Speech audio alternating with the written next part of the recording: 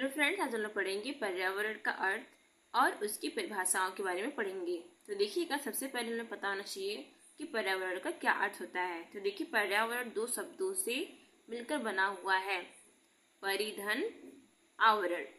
अब हम देखेंगे इसमें कि परि अर्थात परि का अर्थ क्या होता है, चारों ओर, और आवरण का अर्थ होता है ढके हुए से है।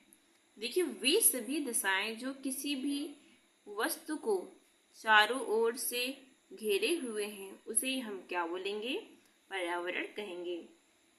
देखिए, इस प्रकार वे सभी दिशाएं जो एक प्राणी के अस्तित्व के लिए आवश्यक है तथा उसे चारों ओर से घेरे हुए है, वही पर्यावरण कहलाती है। अब हम लोग जानेंगे कि पर्यावरण का क्या अर्थ है। तो देखिए, इसमें प्राकृतिक पर्यावरण का क्या अर्थ है। देखिएगा, प्राकृतिक पर्यावरण को भौगोलिक पर्यावरण भी कहते हैं। इसके अंतर्गत जलवायु, ऋतुएं, तापक्रम, भूमि की उत्पादकता, जंगल, पहाड़, रेगिस्तान, समुद्र, आकाश, सूर्य, चंद्र, पशु पक्षी आदि आते हैं। हाँ, जिन व्यक्तियों को मनुष्य परिवर्तित कर लेता है, वे प्राकृतिक पर्यावरण नहीं रह जाते। जैसे क्या है कि नदी से निकली हुई नहर, जोती हुई भूमि आदि। इस प्राकृतिक अर्थात भौगोलिक पर्यावरण को निम्न परिभाषाओं से स्पष्ट किया जा सकता है। अब हम लोग पढ़ेंगे प्रमुख परिभाषाओं के बारे में।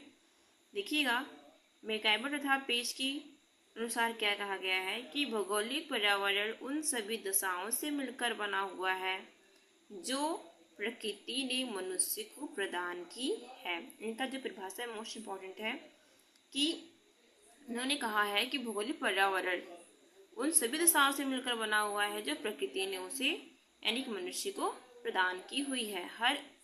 हर वो एक चीज जो प्रकृति देती है मनुष्य को, उसी को मिलाने से हमारा क्या बनता है, पर्यावरण। अब आता है, देखिए, सोरोकिन के अनुसार क्या है कि उन्होंने भौगोलिक पर्यावरण की बहुत वैज्ञानिक परिभाषाएं प्रस्तुत की हैं। वो हम देखेंगे कि भौगोलिक पर्यावरण का संबंध ऐसे प्राकृतिक दशाओं से है जो मनुष्य से प्रभावित हुए बिना अपना कार्य करती है तथा जो मनुष्य के अस्तित्व व कार्यों को स्वतंत्र रूप से करते हुए स्वयं परिवर्तित रहती है। अब देखेंगे, रास के अनुसार क्या कहा है कि पर्यावरण कोई बाहरी शक्ति नहीं है जो हमें प्रभावित करती है। पर्यावरण कोई बाहरी शक्ति है जो हमें प्रभावित करती है।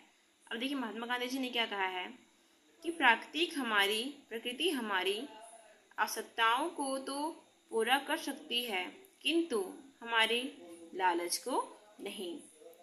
मार्क्स ने कहा है कि प्रकृति के प्रति मानव के सततपूर्ण व्यवहार से ही पर्यावरण का ह्रास होता है।